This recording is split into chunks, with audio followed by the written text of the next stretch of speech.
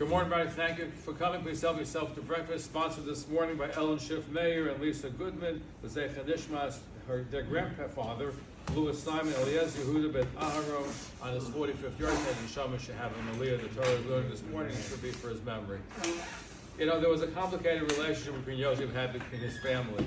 And in fact, in last week's Parsha, so Yosef says something very interesting. He says to his family, you know what?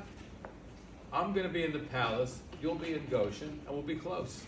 So the question, how can they be close? It's a big distance. But that's the answer. The fact that there'll be a separation, that he'll be in the palace and they'll be in Goshen, and they won't be seeing each other that often, that means a good relationship. So it certainly was complicated. And the question that the commentators grapple with is after Yaakov died, and the question is, did Yosef forgive his brothers what happened?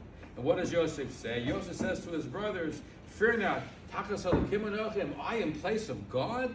You thought to do evil, but God considered it to be good, and that he changed things around.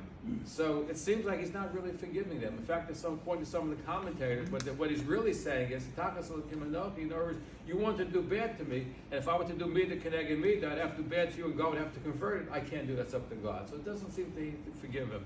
In fact, there's a story of Moshe Feinstein that I once mentioned here a while ago. I think Rabbi Zlata was there, and he heard Rabbi Moshe adjudicating a proceeding between two people. And Moshe says to the other one, Reuben and Shimon say, I forgive you. He goes, well, Rabbi, it really wasn't anything that much. It was nothing. But Moshe says, you got to forgive. It was all in Hashem's hands. You got to forgive. And he made the person Reuben forgive Shimon. So when Solomon says, why were you so insistent? He said, it's I accept what the Bezin said.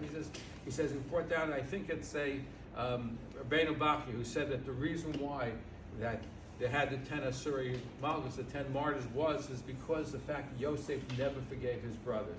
Had he forgiven his brother, it would change the trajectory of history. But according to Moshe and others, he never forgave his brother. And that's why if you're really going to forgive somebody, you can't say, oh, it's in God's hands. You got to actually forgive. If you don't forgive, it's still there. The tension is still there. As we see many years later, we still have the sin that unfortunately was not cured when it could have been cured at that time. Yeah. Have a wonderful day.